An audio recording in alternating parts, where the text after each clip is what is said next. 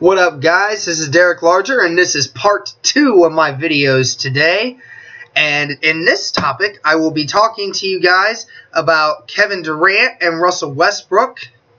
I will also be talking about the Draymond Green triple-double that was done earlier this weekend. And it was a very historic one, I might add. So, obviously, we saw the end result. We had a match between the Oklahoma City Thunder and Kevin Durant's Warriors in their first trip to Oklahoma since Kevin Durant was traded to the Warriors. And Russell Westbrook and a couple of the guys got some jaws in, and it was definitely fun to watch. But in the end, the Golden State Warriors and Kevin Durant got the last laugh by beating the Oklahoma City Thunder 130-114. So far this season, in the 3 games that Kevin Durant has faced Russell Westbrook and the Oklahoma City Thunder, he has averaged 37 points per game since facing his former team. And, when I will talk a little bit about what I heard, what I saw, obviously you're going to get a lot of boos from the Oklahoma City fans.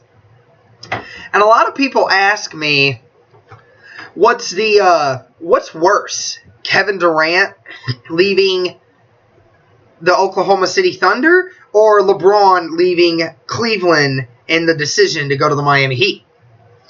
Now, when I look back at it, me as a sports fan, I don't like this stuff sometimes when the marked guy in your franchise decides to go somewhere else. I don't like it. I was devastated when LeBron James left Cleveland. I hated it. I hated the decision.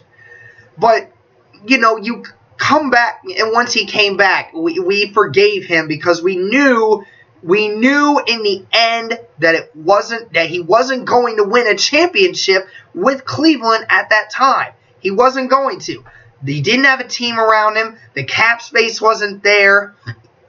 So that worked out in the end because I firmly believe that LeBron leaving Cleveland to go to Miami was actually the best thing that could have happened to Cleveland.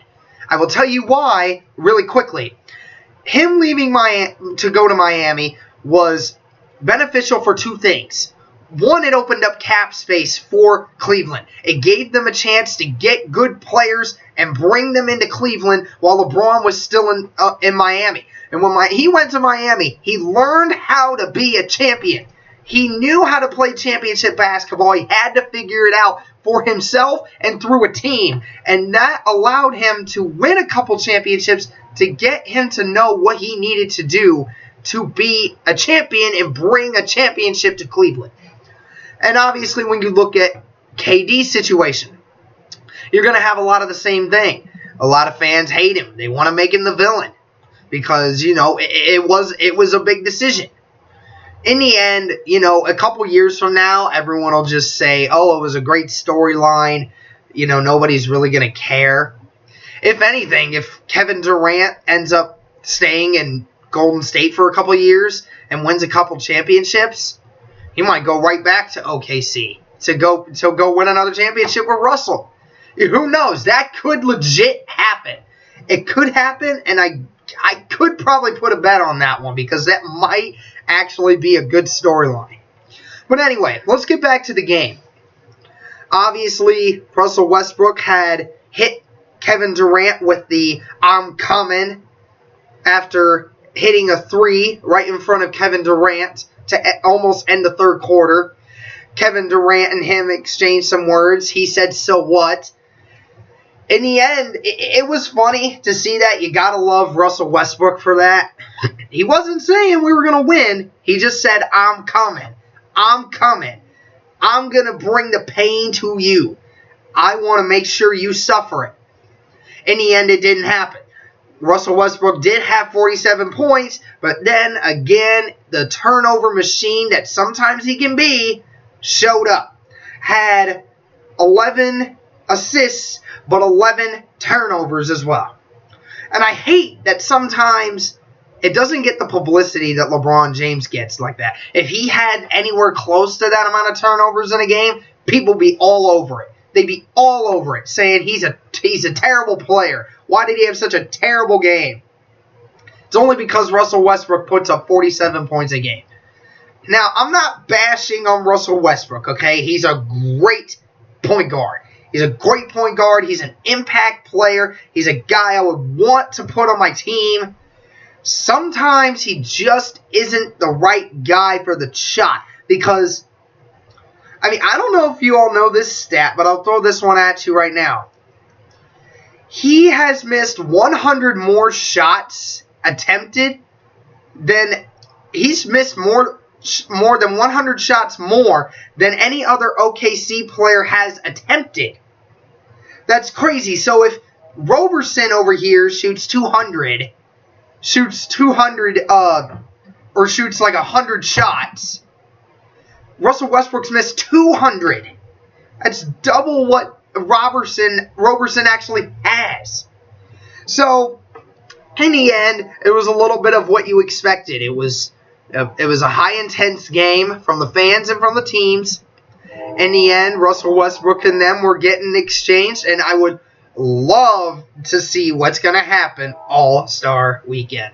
I'm only going to watch it just to watch my Cleveland Cavaliers play and watch that. I can't wait to see that. And I will definitely be keeping you guys updated on that game as well. So, last segment I want to talk about for this is the Draymond Green triple-double. Now, this is a very unusual triple-double because you don't see these numbers ever come up. He had 4 points in that game. You must be wondering, how did he get that triple-double? 10 rebounds, 10 assists, and 10 steals. Amazing. Like, it's raining confetti down on Draymond Green right now. It might be one of the most bizarre triple-doubles we've ever seen. It's not the most dominant triple-double I've ever seen, but it's one of the most interesting because you don't see that happen. I think it might be the only time anyone's ever gotten a triple-double without getting double-digit points. It's so unusual in its simplicity that it's so odd. Like, it's funny because a lot of people forget, how can Draymond Green do this stuff? Draymond Green is an all-around great player. As much as I hate his guts, he's a great all-around player. If I had to pick somebody other than LeBron James as an all-around player that I would want on my team, it would be a tough decision between Draymond Green and Kawhi Leonard. Kawhi can score better than Draymond can, but Draymond can rebound better, can pass the ball just as well, and play defense almost as good as Kawhi Leonard. So, that wraps up this video.